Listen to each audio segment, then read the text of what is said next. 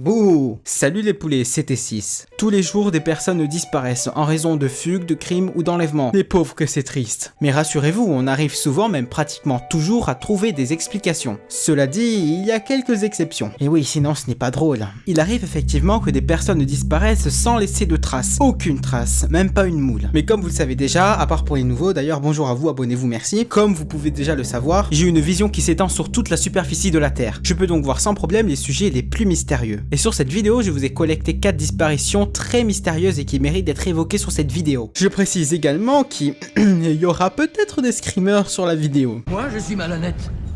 Et on sait qu'un homme malhonnête le restera quoi qu'il arrive. Honnêtement, c'est les hommes honnêtes dont il faut se méfier. Parce qu'on peut jamais prévoir à quel moment ils feront un truc incroyablement stupide. Mais c'est qu'il n'était pas prêt. Ok, bah c'est bon, on y va, allez.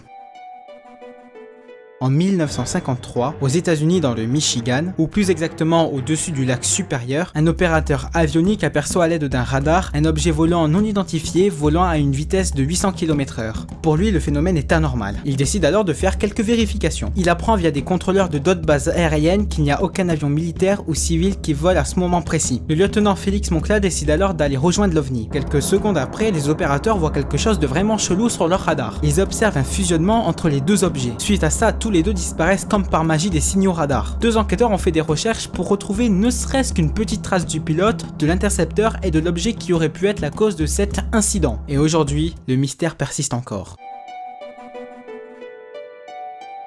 Pour cette deuxième disparition, je vais vous parler d'une affaire que vous avez sûrement déjà entendu parler. Le 8 mars 2014, beaucoup de gens veulent aller à Pékin pour se reposer, baiser et passer le bonjour aux petits chinois. Ils embarquent donc dans un Boeing 777 à l'aéroport de Kuala Lumpur à destination de Pékin. Jusqu'à là, tout est dans l'ordre et tout va bien, malheureusement. Mais rassurez-vous, ils seront dans la merde très bientôt. Une heure après le décollage, l'avion disparaît des écrans radars et les contrôleurs aériens ne parviennent plus à prendre contact avec les pilotes. Donc là, en gros, il peut y avoir un mammouth géant avec des ailes qui chient des lasagnes, personne ne sera au courant. Bref, les contrôleurs ne s'inquiètent pas pour cette perte de contact car à ce moment l'avion sillonne une zone qui a tendance à perturber les signaux radio. Mais après plusieurs heures sans nouvelles de l'avion et de son retard pour Pékin, des inquiétudes commencent à se faire savoir. Et oui, un avion a quand même disparu. Encore, le plus étrange n'est pas la disparition en elle-même, mais c'est la réaction des autorités malaisiennes qui sont étranges. Car malgré les inquiétudes des proches des passagers, ils se taisent et font durer le suspense, si je peux dire ça comme ça.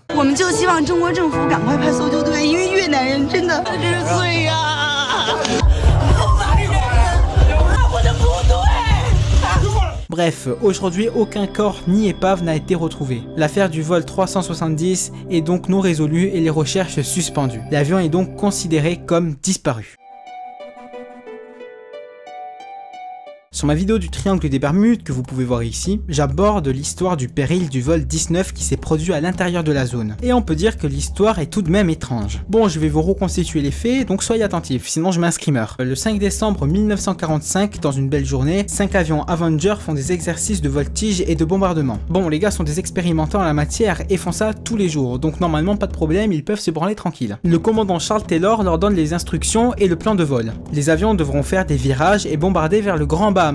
Tous les instruments sont en parfait état, que ça soit la boussole, la radio et les autres trucs qui peuvent être favorables au vol. De plus, les avions ont le plein de carburant. Ils décollent donc sans se douter qu'ils ne reverront plus jamais la terre ferme. Bref, ce n'est qu'une heure après le décollage que les boussoles cessent de fonctionner et que la merde s'installe petit à petit. Le lieutenant Robert Cox est aux commandes et continue de diriger son escadrille. Et à ce moment, il se trouve au-dessus des Florida Keys. Il confirme donc à Taylor que le plan se passe comme prévu. Charles lui dit alors d'aller plein nord pour arriver en Floride. Sauf que Robert Cox s'est lourdement trompé en croyant qu'il était au-dessus des Florida Keys, car il était en réalité au-dessus des Bahamas. Et en allant plein nord, il entraîne toute son équipe, pas en Floride, mais en pleine mer. Ouh loulou la boulette. Juste après ça, les radios cessent de fonctionner et le temps se gâte. Et à partir de là, plus aucune nouvelle des avions. Charles Taylor envoie donc des bateaux et des avions à leur recherche, mais ils n'aboutiront à aucun résultat, et les avions n'ont jamais réapparu depuis ce jour. Si vous avez envie d'en savoir plus, je vous invite vraiment à aller voir la vidéo du triangle des Bermudes, car vous allez peut-être comprendre ce qui s'est réellement passé.